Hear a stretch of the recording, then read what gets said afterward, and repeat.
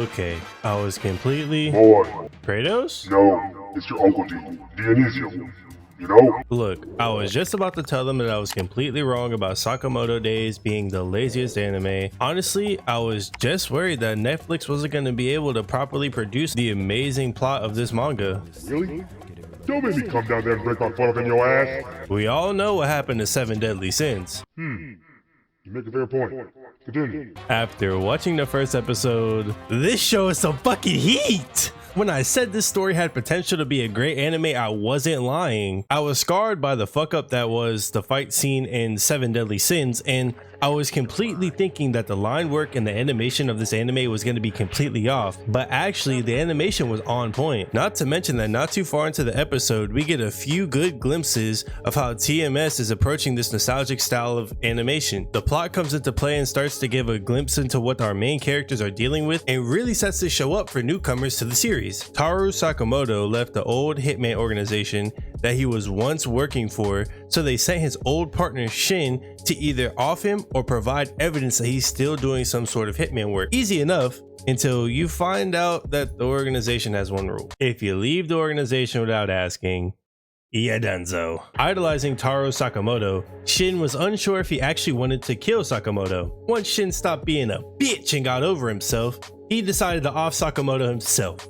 And this is where we get one of my favorite scenes of the first episode.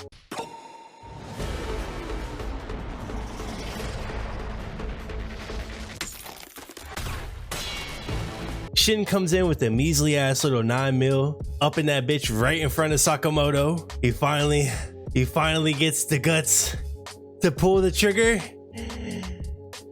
And Sakamoto's like, get that weak ass shit out of here. Like, poof. This nigga Sakamoto spits his candy towards the fucking bullet and hits that bitch and bang, deflects that motherfucker. Bro, that shit was fire. And if you're wondering how this man got so out of shape, not gonna lie, if I had a badass wife like that at home making me these delicious ass anime meals, I'll be fat as fuck. Me and Taro could be in the same motherfucking boat. The action scenes are so over the top with blood and gore sometimes, but still manage to reel us back in with some gut-busting humor at times. Even the mundane will get you thinking, but by adding the little wholesome moments, it gets you wanting to keep coming back for more, as it creates a very nice dynamic. But hell, I gotta say the fight scenes and the laughs are what we're really looking for. Though they're not too bad and a little cliche, I think it would be a good point to bring back some old co-workers just to smooth out a little bit more of the dynamic so it's not all action. Overall, I do believe it is a good watch, and honestly, I'm looking forward for the next episode. Before we wrap things up, I had one valid criticism for this anime. How in the fuck are you a legendary badass assassin and you're making it so easy to be targeted? You have a whole store. You're putting your family and whoever shops in your store at risk. Bro, they can find you on hunttokill.com. Get a VPN, do something, please.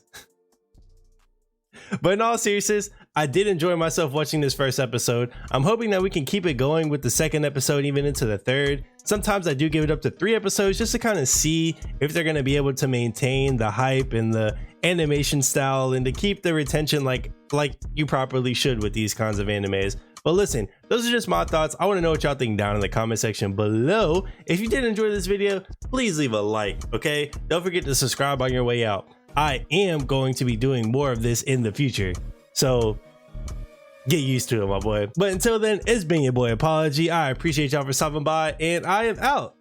Peace.